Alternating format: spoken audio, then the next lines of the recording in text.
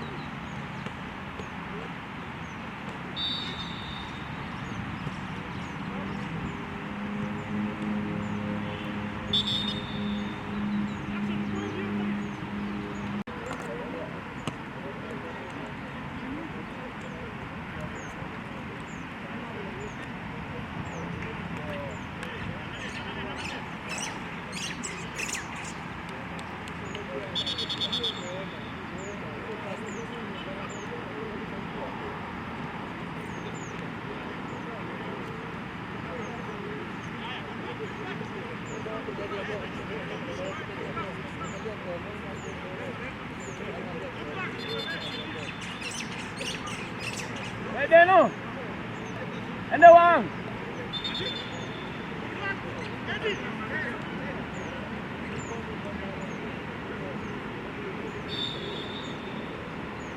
Deno nenda.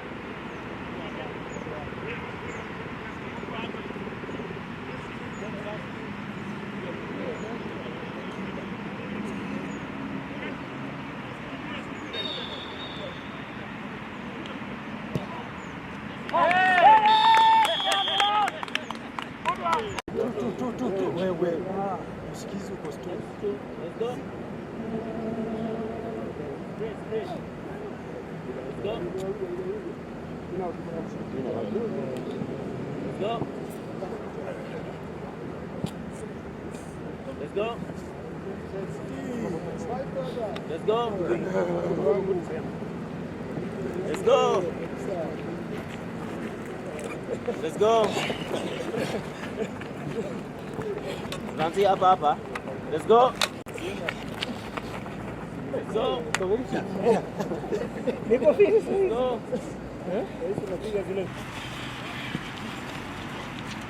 Go back again. Same thing again. Let's go. Back with it again. Go in.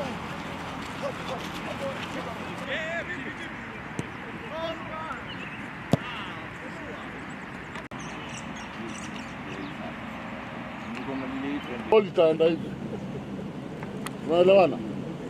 Na pia usikae kwa line, ikiharibika tunarudi ndani, tunakuja kuziba. Uko sawa? So you've had one of your preparatory matches from your performance and from your colleagues' performance in the game. How would you get your state of preparedness for the upcoming games? I think we are very well prepared this year, more than any other year. We have a very good team that has prepared throughout the year. Most of our colleagues are very fit, unlike in previous years. We only have lost a few to injury, a few crucial players like Mheshimiwa Dan Wanyama and David Ochieng, who are normally in our starting 11, but unfortunately due to injury will not be playing for us.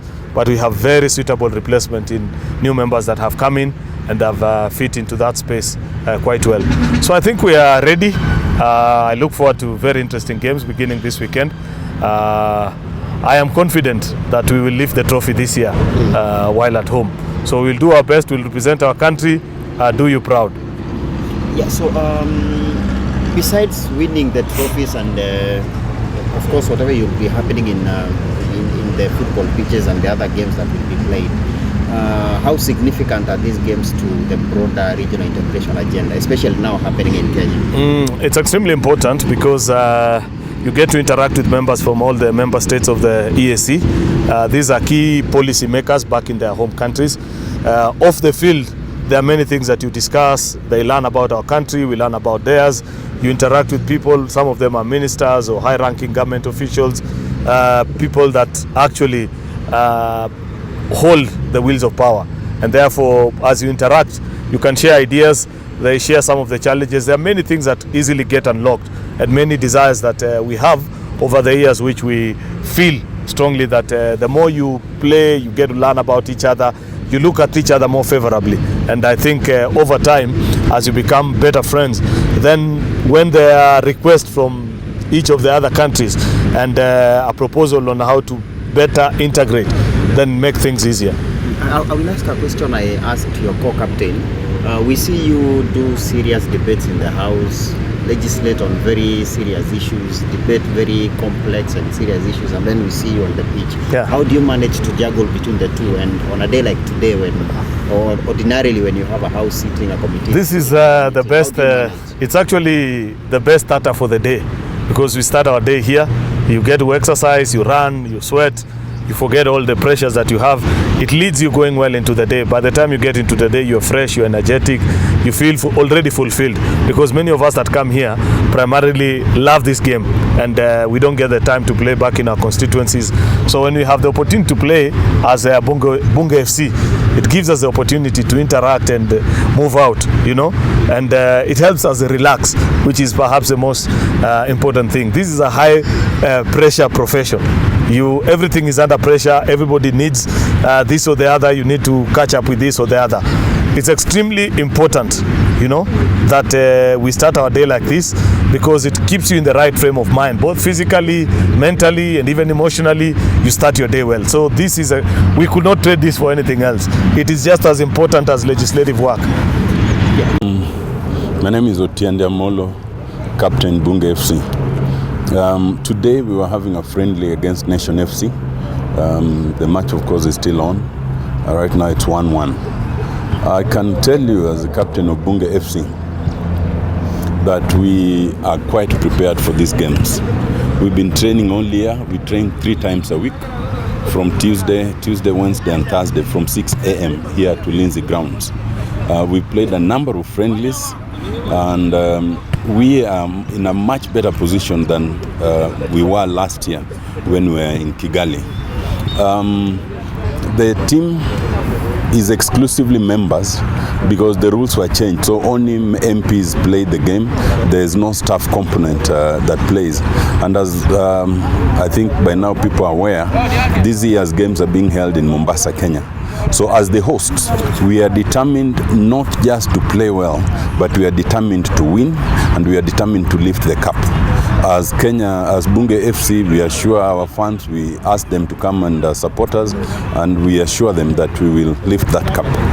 The games are starting on 6th, so the 6th is the opening ceremony, and we are likely to play our first game on that 6th, if not on 7th. The games will be played, the soccer will be played in Baraki grounds, which now has been rehabilitated and is in very good order. And we invite our fans to join us and, and cheer us as the team.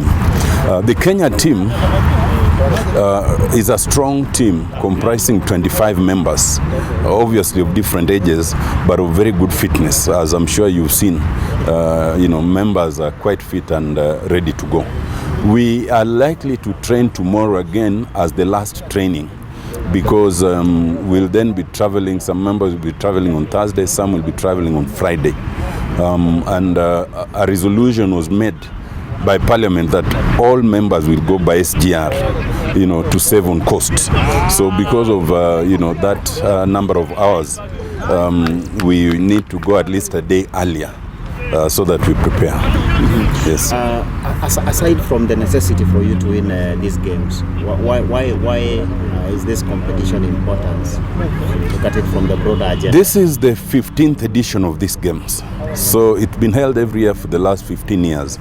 And the reason for holding these games is that the presidents and the speakers conceptualized that part of integration is having such games. These games, the theme is to widen and deepen integration. So when members of parliament interact as members of parliament, it enhances integration of the communities in the 8 countries that are members of the East African community. That's why these games are important. And indeed, we've seen that the interaction enhances understanding and unity of us as a community. Yes. You are known by many different descriptions. People call you a walking constitution. We see you as a serious debater in the House. How do you manage to juggle the two? Being the team captain. I think that ultimately, and I always tell people, I've now played football continuously for the last 30 years. Anything you like, you will get time for it. That's number one. But number two, sports is important because in all other businesses you do, whether it's academics, whether it's legislation, whatever it is, if you participate in sports, you find you're in a better shape, to do what you need to do. So we are able to do this, especially because we train early, then we're able to go shower, and then go about parliamentary business, or sometimes when we have pro bono cases that we do the matters in court. So it does not interfere with our schedules at all. Take us through that routine, like on a normal day like today. Well, on a normal day like today, I would wake up at 5 a.m., prepare, I'm at the pitch. Like today, I was here at exactly 6 a.m. Usually by 8:30 we are done. We dash to Parliament, you go to the gym, maybe just 10-15 minutes at the gym, then we shower. Then once we've showered, most times we usually have committees in the morning because I'm a member of the Public Accounts Committee. I'm also a member of the Justice and Legal Affairs Committee. So like today we have the vetting of the proposed CEO of the EACC from 9. And that's why I've had to leave a little earlier before the game is over. Once we are done that, we hope we'll be done by around 11. Then I have a presentation on elections at around 11:30. Then once we are done with that, I will be dashing back home because I'm traveling today. So I'll be going to prepare so that I travel because we have some preparatory meetings to arrange the fixtures, which we have from tomorrow morning in Mombasa. So pretty much that's how our day runs. Usually if it's a parliamentary day, then you are done with the committees in the morning, then you prepare for, the plenary in the afternoon, and like that, And I don't just play with the Bunge FC. I also play with another team called Railway Wanderers. Them, they play on Thursday afternoons and Saturdays. So if I don't travel to the constituency, then again on Saturday I would be playing. And if for any reason I miss the training here on Thursday morning, then I play with them in the evening. Sometimes I play both morning and in the evening. So pretty much you can always do whatever you need to do and still do parliamentary business, to do legal business, to do academics, or whatever else one wants to do. I encourage all of us to remain active in sports. Yes.